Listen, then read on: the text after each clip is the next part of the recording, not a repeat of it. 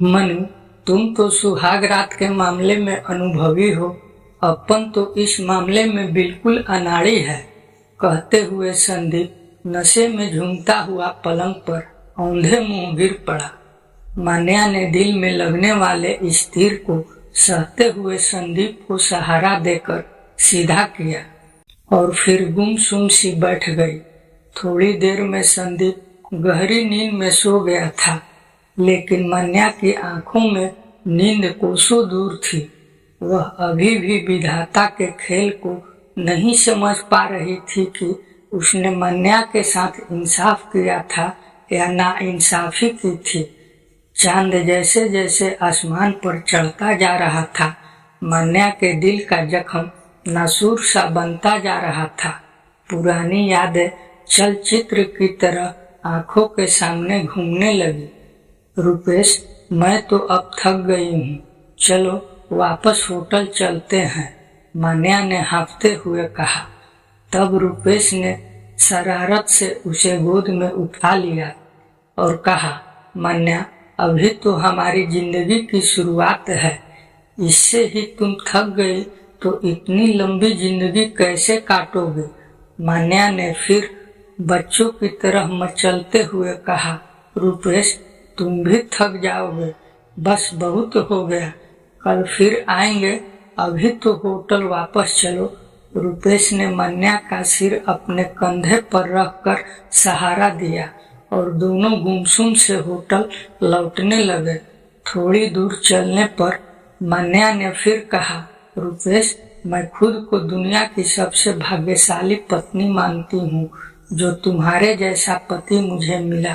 इतना प्यार करने वाले मम्मी पापा, बंगला, पैसा, तुम्हारी इतना बड़ा कारोबार, या ये सब कुछ मुझे सहज ही मिल गया तुमसे शादी करके?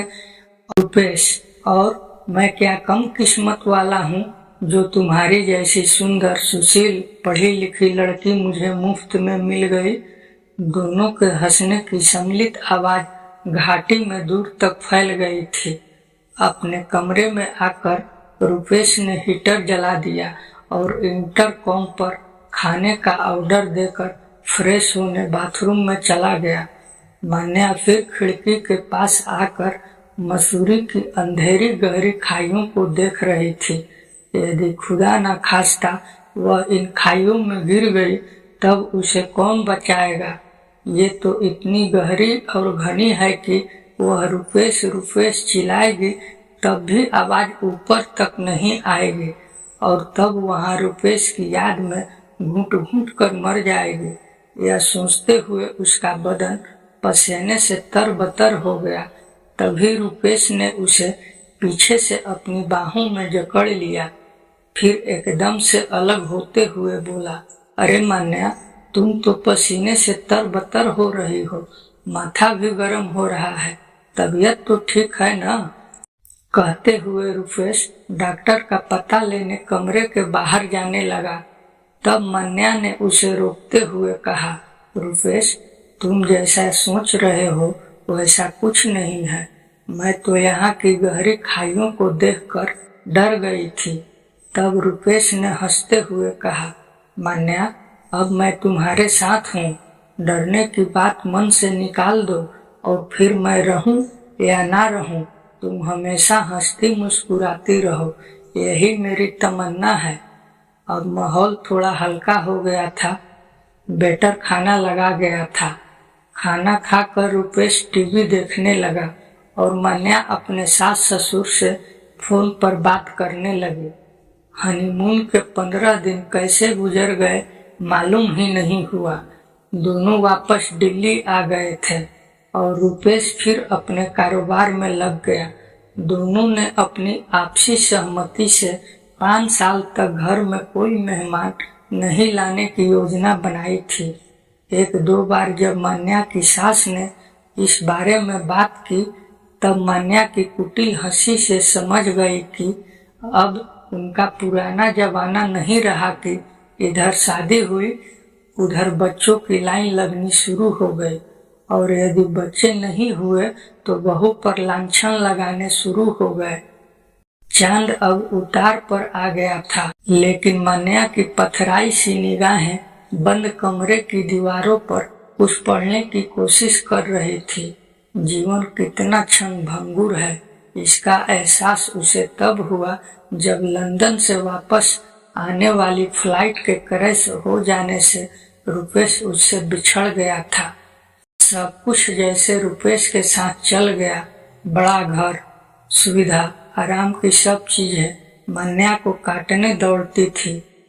एक दिन रुपेश के पिताजी देवेंद्र खन्ना ने मान्या से कहा, बेटी, ये जिंदगी बहुत लंबी है। तुम्हें मैं आंसू बहाते देखता हूँ तो मेरा कलेजा मुंह को आ जाता है। मैं चाहता हूँ कि तुम्हारी शादी करके हम तुम्हारे जीवन को फिर से खुशियों से भर दें।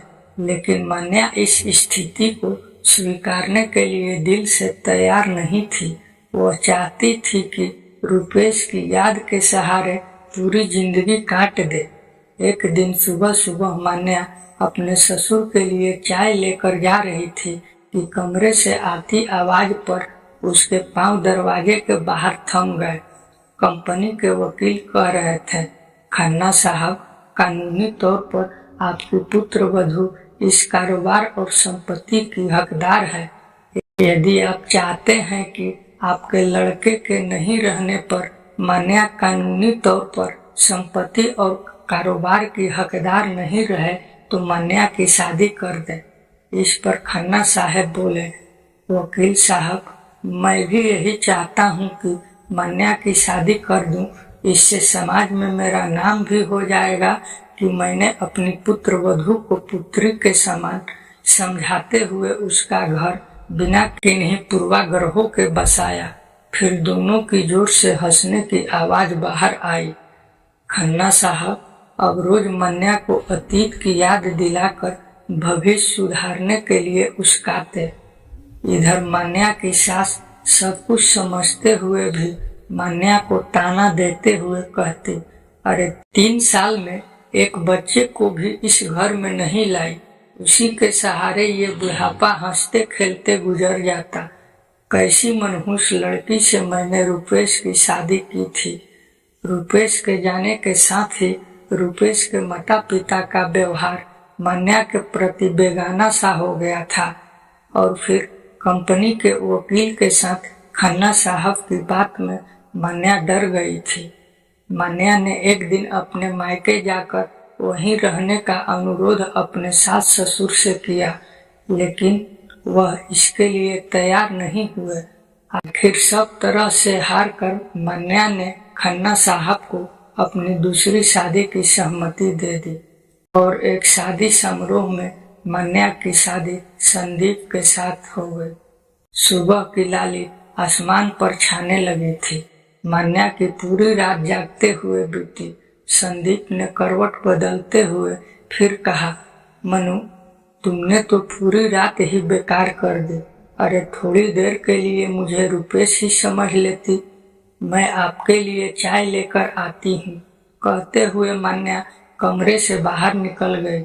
मान्या अभी किचन में जाकर चाय के लिए पानी गैस पर चढ़ाया ही था कि उसे संदीप की माँ की आवाज सुनाई दी, अरे उस घर भले ही तू कुछ भी करती हो, उससे मुझे मतलब नहीं, लेकिन इस घर में तुझे नहा धोकर ही किचन में आना होगा। बिना किसी प्रतिवाद के मान्या ने उनकी बात मान ली थी।